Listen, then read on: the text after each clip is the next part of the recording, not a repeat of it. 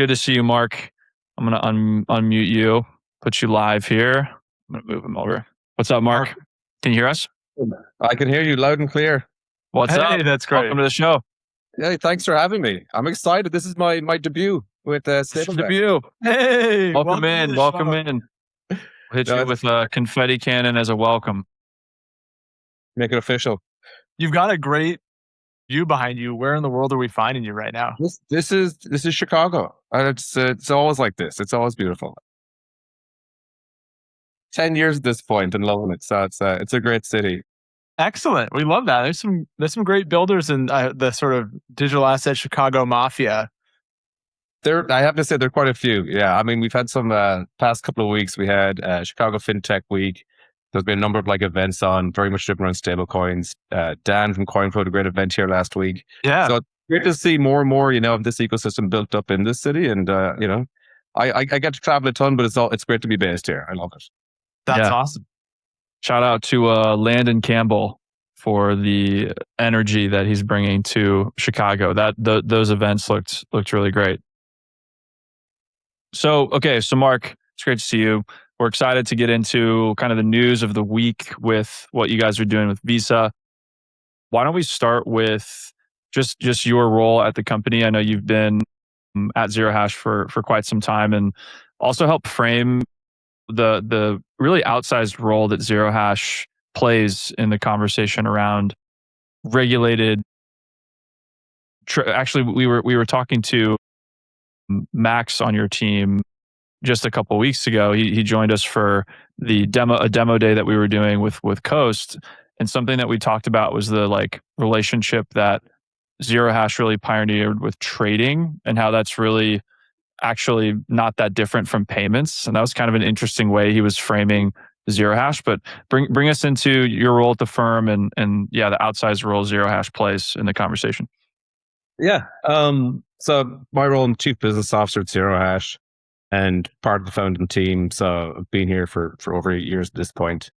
And if I think about where zerohash sits in the marketplace, it's really the intersection of major companies that want to launch on-chain products and need a partner that can offer that regulated layer to let them go and do that. And so if you're thinking about a bank, a payment app, and they're offering a crypto or a stablecoin product, there's a high likelihood that zerohash on the back end enabling that there. And when you think of the product set, then I'm sure Max went into this as well, across, say, the trading verticals, the transact verticals and payments, the tokenization verticals that we operate in too. It's the same infrastructure that we're running in each market, of offering that regulated layer to let these platforms go and launch products. So different markets, but sort of the same layered infrastructure that makes it all happen. The licensing layer, the technical layer, it's all the same in terms of what we're abstracting from each of those products and use cases.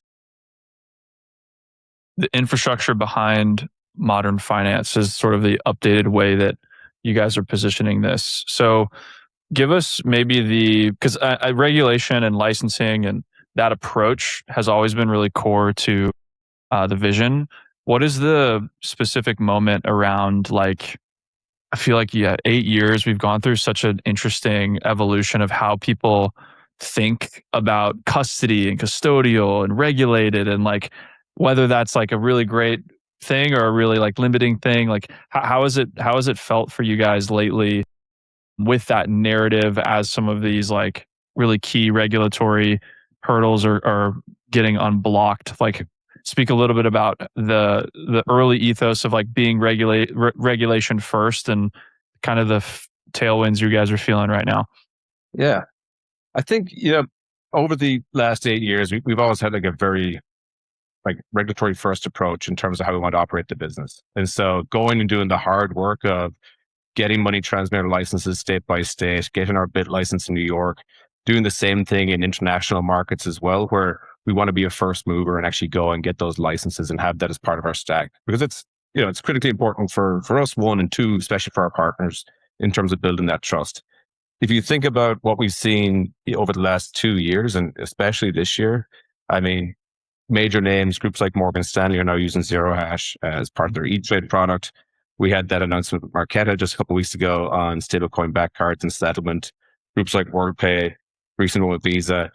the regulatory part of that and actually abstracting that complexity is a major part of how we operate with these partners. And so it is essentially very core and sits alongside the robust tech that we have then too of doing this across dozens of blockchains, supporting major stablecoins, supporting major crypto assets, having that custody and liquidity elements as well as part of the entire stack. Regulatory aspects are a huge piece of that. And tell us a little bit more about what you've got cooking up with Visa. We saw your post maybe yesterday, sort of putting this out into the world. 18 billion endpoints, 195 countries. What is this really unlocking here? Yeah, I'm super excited by this announcement. Visa is one of the largest money moving platforms in the world. And to see their distribution now be stablecoin enabled is, I think, an incredible unlock for this space. So if you think about their business today, they offer, push to card, push to digital wallet, push to account. This is like the fourth vector or fourth endpoint that now is opened up for their customers where it's pushed to stablecoin wallet. And we're doing it there for customers around the globe on their network. So it's a major announcement. Their customer profile, groups that use Visa Direct today, it's major banks, major fintechs that are now going to have the ability to actually go and integrate and access stablecoins directly as part of the user experience that they know and work with Visa on today.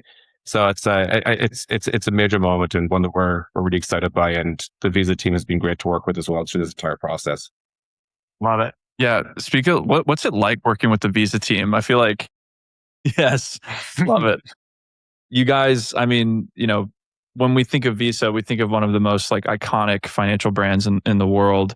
What is it like to work in partnership with that team?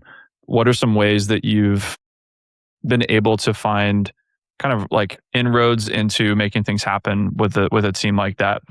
Yeah, I mean, they're incredibly deep in this space already as well. So it's not like you're going 0 to 1 from a conversation standpoint. Like Visa Direct offering stablecoins is obviously a new part to their business model, but Visa has a very dominant position when it comes to things like stablecoin backed cards in the marketplace that you see today. Yeah. And they own a lot of that marketplace in terms of the volume that you see on those cards. So for them, they had a lot of like customer demand, one, which really sort of initiated a lot of the conversation around what they were seeing in the marketplace. And then two is like for us to go and work with a partner like that. I think one of the big things that we always can point back to is a level of trust that we built in this marketplace since 2017 of powering other major names, other major platforms, and having that sort of list of marquee logos that we've got out there and products and experiences that they can actually go and see themselves on other platforms. It really sort of helps build that trust and enable these conversations to move at a pretty quick pace. But yeah, I say enough good things about them. They're an incredible platform to work with, a great partner, and yeah, it's been really enjoyable. Yeah, I mean, it's obviously about as unreal a distribution and, as Drew referenced, a brand as you could have in terms of being iconic and having so many users globally. Beyond that, sort of all the credibility and the trust and the network this unlocks, what does this look like in terms of the impact on the ground? We're talking about stablecoin use cases globally and how this kind of really like opens that up. From a user perspective, from a use case perspective, what's happening? How is the world a different place with this in place? This is kind of the focus, at least from the report, that seems to be really clear on like what is actually happening here. Yeah. Yes, Mark, speak a little bit about, so like practically speaking, where does zerohash fit into, like, because Visa Direct is so big, they do so many things. Where does this really come alive? Yeah, so it comes alive on the Visa Direct platform. So it's not like we're saying that customers have to be directed to zerohash. We're very much on the back end powering this experience for these customers today. They're using Visa Direct. So ultimately, not a lot changes for that customer experience. It just means they've got a whole new market of endpoints they can go and access, given that it's stablecoin wallets and how that's exploded over the past couple of years in terms of stablecoin backed cards or fintechs that have enabled, or even other payment members in the sort of payment value chain of PSPs, issuers that have enabled stablecoins as part of their stack. So really the goal here is that you've got a major money movement platform. They're already operating with these partners today and service them for fiat infrastructure and fiat endpoints. This is like an extension of that, but through the same user experience that they have and that they're working with. So not a lot changes for the customer experience. It's more just about opportunity and access that they have to access more customers through stablecoins as a rail. That's awesome. Okay. Would you compare this in the world of payments? So it's like if zerohash is working with a trading client, you guys are going to go into that exchange or that like trading use case and do a similar thing behind the scenes where you are powering some of that settlement or money movement. But it's I think for me, as I've gotten to know zerohash throughout the years, it's been in that kind of trading, like licensing trading use case. But you guys are very behind the scenes when a trade is either made or settled. It seems like a similar type of model, more for like what Visa Direct seems to be positioning as is like business, enterprise payments and money movement, less maybe like trading, but using, like if I'm an enterprise, I'm using Visa Direct and then, similar to using an exchange for trading, there are probably all these different partners and things white labeled under the hood, packaged into a unified system. And I, as a client, am just trusting Visa Direct. Like you're saying, I may not even need to know that zerohash is involved at all.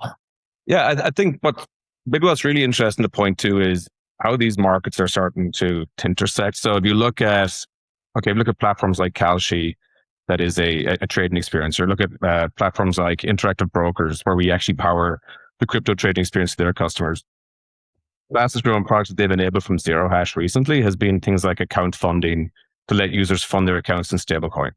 So it's like a payments use case, but now on a trading platform. And it's like that intersection you're starting to see more and more in this space of where these two things are essentially becoming one. It's on-chain infrastructure, moving value, moving money, enabling access to products. It's starting to sort of all blend together in a sense, especially from like where we're seeing like products being sold into customers and partners and them using things from like our transact vertical or trade vertical as part of that there. So, ultimately it's money movement, it's access to on-chain products. And I think it's very much the same model that we're seeing on both sides of that. Love it. So we're at a really interesting moment where there's all these kind of partnerships we have the early movers, innovative digital asset native companies that are growing up, maturing, and then starting to build these partnerships with traditional payments and financial services companies. Obviously, there's been a lot of buzz lately about the BVNK MasterCard acquisition. Is zerohash sort of almost counter-positioned in a way of like, well, MasterCard decided we're going to go out and buy these capabilities. Visa said, oh, we'll partner with zerohash, but they'll be our infrastructure behind the scenes powering it. Is it sort of like a similar way on a different side of the ecosystem there? Yeah, I mean, we have a view that we want to go out and partner with everyone and launch these products. And we look at this as an extension of our stack and customer base that we have today. I mean, if you think about, I point back to sort of the payments value chain of what we see in the marketplace. Zerohash is already integrated in part, powering a lot of those experiences for customers, be it at the card network level, right down to the PSP, to the merchant. So we're already doing that today. And our view is, and my view especially, is to go out and do more of that. That's like the job.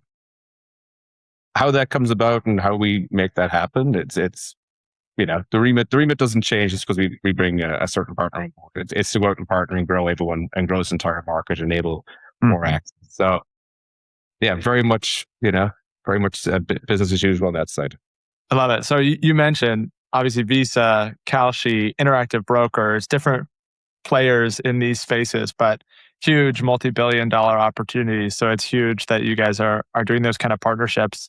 If you fast forward, you've been there 8 years. If you think, where are we going to be in 2030? What do you think is coming down the line for zerohash and what you're going to enable in the years to come? That's a really good question. I mean, if you'd asked me maybe 8 years ago, what does the market look like today? Maybe I would have been off by 4, maybe. I think I'm ever the optimist when it comes to things. But I think what we're going to see more and more of is just an extension of these products. So, right now, if you think about payments specifically, it's not like they're asking about, we're thinking of enabling stablecoins. Every major payment platform right now is enabling stablecoins as part of their stack. It's not an option anymore that they're sort of putting one toe in. So I think that's going to change rapidly. I don't think we're looking at years for that to happen. You're going to see rapid change. When did that really start, Mark? When did that shift in your minds really start happening? It was post genius, really. It was also like when you look at the data points that groups like Visa can bring to the marketplace as well, of what they showed from stablecoin backed cards and settlement, that really did help drive a lot of the activity too. But I think it was very much a view in the marketplace of, well, if we're getting the regulatory infrastructure in place and there's clarity there, we're able to push and actually offer these products, and we should have more access in the market. But and that's really been in the last sort of year and a half at this point. So I think if that trajectory keeps going, we're going to see more and more endpoints where you're going to have the ability to move stablecoins. And then it becomes more about, well, this is great. We've actually got stablecoins as part of our platform, but what else can we do? So how do tokenized money market funds play a role in this here? How do we actually see more interoperability together on that? And so zerohash is spending a lot of our time, and if you have seen some of the recent announcements on that end as well, with groups like BlackRock and Franklin Templeton, we're spending more and more time about like how do these things actually work together? Because it's great to be able to move money on chain, but what does that ultimately unlock for these experiences and for these partners and customers we work with? I'm seeing the news just since you mentioned BlackRock. BlackRock launches tokenized money market fund shares. Zerohash expands stablecoin rails for BlackRock funds. Maybe just since you brought that up, since this is just new news, what does that look like for what BlackRock's up to? Yeah, so our role here is to provide the payment rails essentially to let people move into and out of these tokenized money market funds with stablecoins as one leg of that transaction. So you're thinking about fast forward this into the next couple of months and what does it look like next year? We see stablecoins and tokenized money market funds start to become more interchangeable together as part of like any customer's user experience that might be on our platform, from a B2B use case or a B2C use case. So that's where we feel this market's moving, and that's where we're spending more and more of our time in terms of product development as well. It's hard to keep up with all the awesome stuff you guys are doing. It's need to pat you on the back. Mark, you're crushing it. You're behind these partnerships. These are some serious name drops over here. Mark, how big is the sales team these days? Like the revenue team? We don't have a huge sales team. I mean, it's a small team of very hungry, driven people. And that's kind of how it works across the board. You know, a lot of these partnerships that happen at zerohash, it's driven by a team of people here we have a lot of long-term employees, a lot of people who've been here since the early days. You've met more of the sort of early founding team as well. So, you know, I'm not one to kind of go out and take credit for all this here. I get to be involved in part of it, and it's great. But there's a core group of people here who really make things happen. And yeah, I mean, that's been a big driver to our success, is actually to have that continuity over the last number of years. And I think people respect it and want to engage with it. What would you say is the reason zerohash keeps winning?